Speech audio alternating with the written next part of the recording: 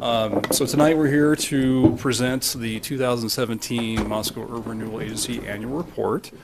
As you have heard this in the past, in accordance with state statutes, all urban renewal agencies within the state of Idaho are required to file an annual report every year describing the activities the agency has undertaken in the preceding year to the local governing body that is the enabling entity for that urban renewal agency.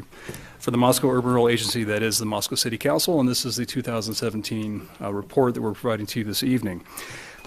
We could just file this, but we also like to make this presentation to the City Council so the public is also aware of the activities of the agency and provides a good opportunity to highlight some of those as we move along.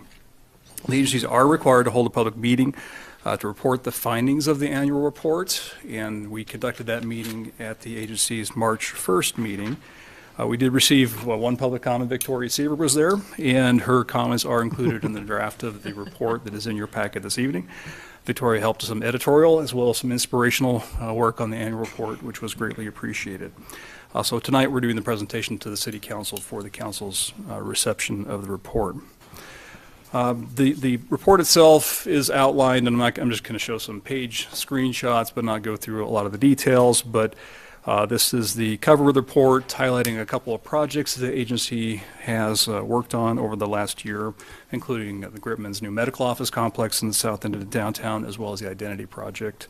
Those are two fairly large projects the agency partnered with public improvements and environmental remediation in the 17 calendar year. The annual report starts off with a little bit of a profile and background of the agency when it was created, which was in 1995 by the agency by Resolution 9508, and goes through a little bit of a description of the makeup of the 7 members of the Board of Commissioners of the agency. Also includes a little bit of a summary of tax increment financing, which is the mechanism by which the agency funds its activities. That is, when a district is formed, and this little graphic kind of helps illustrate that, when a district is formed, there is a base valuation that is set in that district.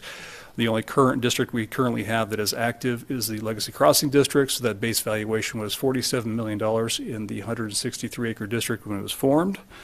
And then over time, as the agency as value grows within that district, the tax levies of the taxing districts are applied against that new value, come to the agency. The agency uses those funds to make public investments in largely public infrastructure, environmental remediation, brownfield remediation, to help facilitate that development that helps grow that tax base. And then at the closure of the district, which is now limited to 20 years, that full valuation is then returned back to all the taxing districts to levy against. We highlight the Board of Commissioners for the 17 calendar year. This was our board. It included Steve McGeehan as chair, Brandy Sullivan as vice chair, Art Betke as secretary, and then Ron Smith as a commissioner, Steve Drown, Dave McGraw as our county commissioner representative on the board, and then of course John Weber, who served as commissioner in 17 and passed in that year. We highlight 5 different significant achievements for the agency in 2017.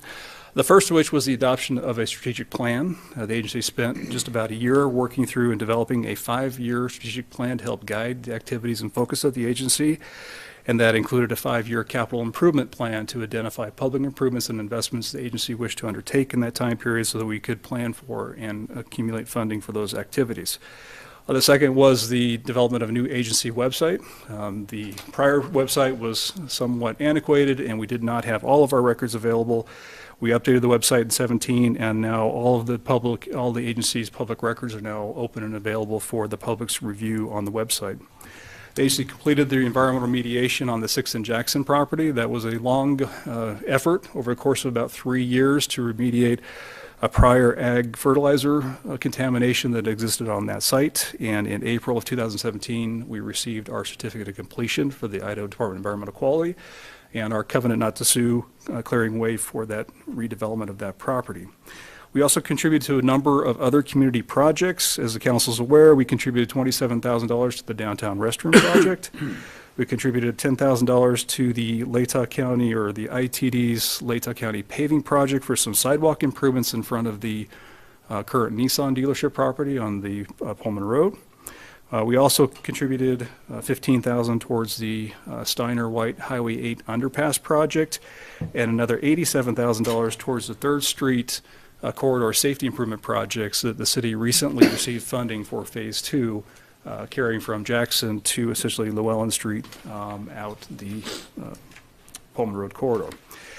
The agency also partnered with $40 million in private development projects. Those included the two largest were the Gritman Medical Center project located South Main, as well as the Identity on Main project. We also partnered with sidewalk improvements associated with the Stacks reconstruction and the Varsity Diner project as well. So those were our most significant projects, as well as the improvements at 3rd and Jackson. The partnership between the city and the agency to improve the alignment of the turn lane, as well as make streetscape and utility improvements along the 6th and Jackson property. The annual report goes on to cover the districts of the agency. In the history of the agency, there have been two specific urban renewal projects. The first was the Alturas Technology Park, and the agency's, that district was closed in 2015, but the agency continues to own 6 lots in Phase 2 of that project. And then Legacy Crossing, as I mentioned, 163-acre district, which is our current active urban renewal project in the city. So in each of those, probably a little bit of background, and I showed that earlier graphic with that base valuation and showing that valuation growth over time. So this is that same chart showing the growth and valuation in the Alturas Technology Park District. Again, starting off at just a little bit, about $6 million of base valuation at the start of the district in 1997, and then growing over $22 million prior to closure of that district in 2015. The agency was able to close that district a year ahead of schedule in 2015 and return about $850,000 of tax increment revenues back to the taxing districts when that was closed. Legacy Crossing was formed in 2008, which unfortunately, yes, sir. I'd like to interrupt you for just a minute on the Alturas Technology Park. From when it started, I just want to remind council and everybody out there that that's where MZ started, was in the Alturas, and they outgrew that, and now they're right downtown, and they're continuing to grow and grow and grow. And that is sometimes how these developments can come along. We never know, and that's a wonderful firm to have with well-paying jobs, and they're going to end up down the road. They're going to be a 200-employee operating business. So I just wanted to throw that out. Very true. Very true. As I mentioned, Legacy Crossing was formed in 2008, which was right about at the peak of the recession, so we saw less activity occur since the formation of that district. However, we do expect to see that change. That $40 million in private investment we'll see hit the tax rolls, and that valuation, which had a base valuation of $47 million at the time the district was formed, that value had grown to $59 million by 2016, and we expect to see significant growth in that valuation in the coming years as well. So we do feel that Legacy is just now starting to see the activity that we really anticipated seeing back in 2008 before the recession had other plans. As I mentioned, we completed the remediation on 6th and Jackson and partnered with the city. So the site previously, which housed the Autos Produce and some other warehouse buildings, the old SAC warehouse, that has been cleared. The environmental remediation has been completed. The turn lane, frontage improvements, the lighting, the brick accents have all been installed. And that site is ready for the next phase of development. Within the state statute, we are required to identify any real property the agency holds and what's our intended use of the property. So we do have an inventory of the 6 lots in Alturas, as well as the 6 in Jackson property, which has not yet been conveyed. So those are the 7 individual properties we hold.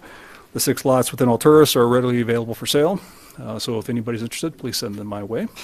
And 6 in Jackson, the agency just recently approved the development and disposition agreement with Sangria downtown, and we expect to be moving towards closing here in the near future on that property. We do have within the document all of the financial statements. You can't read those on the screen, so I'm not going to go through those, but I do have a couple graphs just to show some of the information of the financials of the agency. So Nick gave you kind of an overview of net position and fund balance. We'll talk about that here briefly, but not in a great level of detail. But this shows you the trends of net position of the agency. The orange line identifies the unrestricted, the green is our investment in capital assets, and the bottom line is restricted for debt service. You can see that in 15, prior to the closure of Alturas, net position of the agency that was unrestricted was about $1.7 million. We refunded $850,000 of those tax increment revenues, and so you saw that net position decrease substantially during that time of unrestricted resources there for the agency, but that is the reason for that sharp decline between 2015 and 2016. Though the district was closed in 15, and those funds were dispersed during the FY16 fiscal year, and so that shows that big change. The capital assets have varied a little bit. It's at the close of Alturas, the agency had capitalized the public improvements and infrastructure the agency had constructed on Alturas, and those were conveyed to the city's books in the 16 fiscal year. So you see a decline there. Here is just really the capital investment the agency has placed into the 6 and Jackson property for environmental remediation and other improvements into the site.